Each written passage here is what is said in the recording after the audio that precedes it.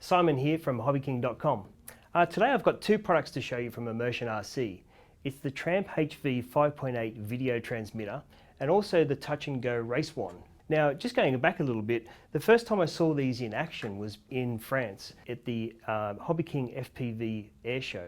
And we went through a lot of pilots and it was the first time we actually used these and they worked flawlessly. They were really, really good. Then the second time I saw them being used at a big race meet was at the US Nationals last year.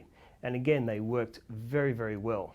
So I'll just talk about the VTX to start with, and then I'll touch on the little touch and race wand a little bit later.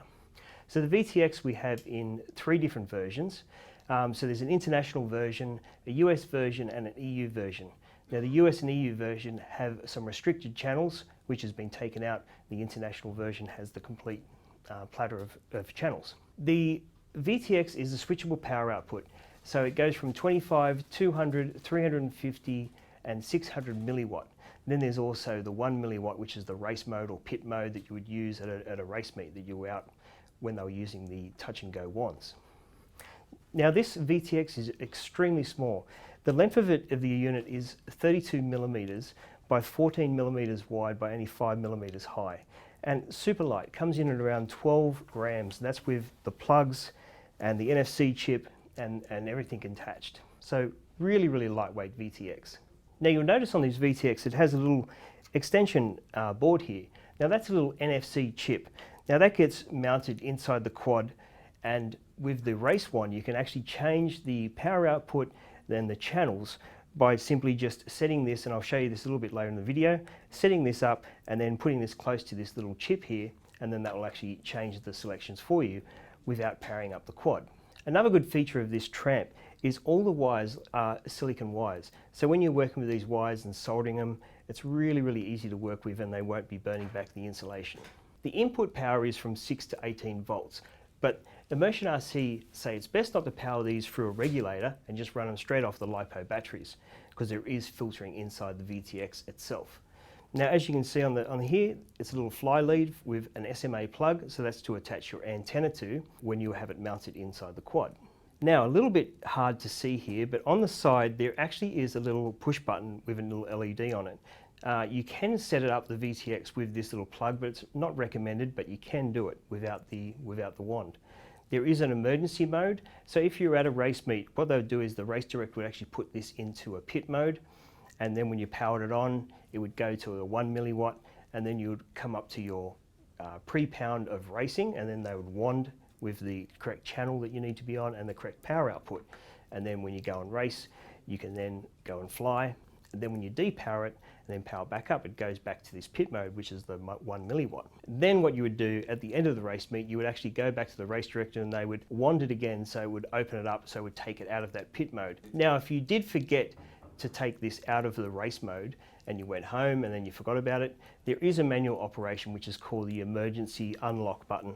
And basically you would power this up and then hold this button in for 30 seconds and that would take it out of that race mode and then back into normal operation. Then from that you can set up this with a series of presses, which I'll show you in a sec here, where you can actually set up your channels, your band and your power output.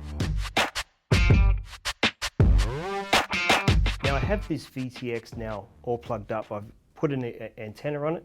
You always want to power up VTXs with an antenna, and I've just plugged it into a power supply. Now I'll just go through the operation on this manual setup, which they don't recommend. They would rather you, and it's easier to use the actual race wand. But if I had this all powered up, as you can see here, with a solid light, which means it's in normal operation mode, and if I held this for a couple of seconds, you'll see that it's actually beeping there. So one long flash and then a very short flash. Now if I just did a quick press now, that will actually change it to channel 2. If I press it again, that will actually change it to channel 3 with 3 short flashes. So that's to set up the channel. Now if I wanted to set up the band, I would hold this for another couple of seconds and it would flash twice.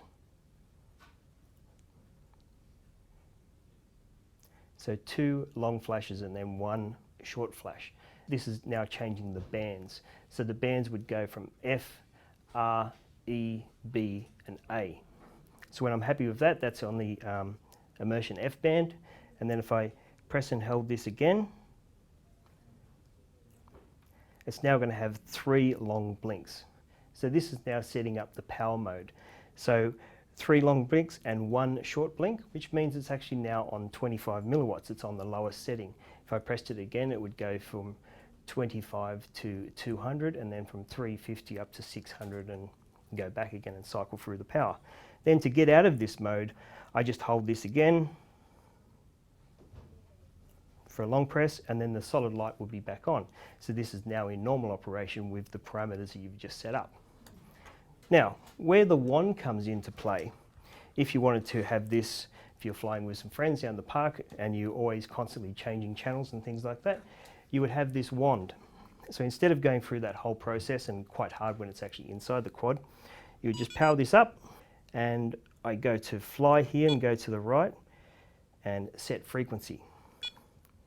So I'm on F-band channel 1, and the power output is 25 milliwatts at the moment. Now if I wanted to change that to channel 3, I would just go across to channel 3, and if I wanted to up the power of that to 350 milliwatts, I do that, press this little button onto the chip, gives you a confirmation beep, and that is now set on channel 3 at 350 milliwatts. If I want to do this again, I'll put this back to 25 milliwatts, and I'll go back to channel 1, and then this would be mounted inside the quad, and then successfully change it back to channel 1 on 25 milliwatts. Now if I wanted to actually check, you can go back to the start where it says get frequency, press this little button again, and then it would actually tell me what channel I'm on and how many milliamps I'm actually producing. So yes, they go hand in hand. It's actually going to be a lot easier to use the Tramp HV VTX with the wand, but you can use this by itself independently. So the Touch and Race wand, pretty much what's included is the wand, a little sticker sheet, and it gets powered by 2 AAA batteries. The Tramp VTX, it's got all the silicon cables there which are attached, as you can see here. It does not come with the antenna. It also comes with another cable, a little sticker sheet, and some double-sided tape, all included to get you up and running. Now all the products will be listed down below in the video description. Please subscribe to our YouTube channel for future further updates, and until next time, see you later.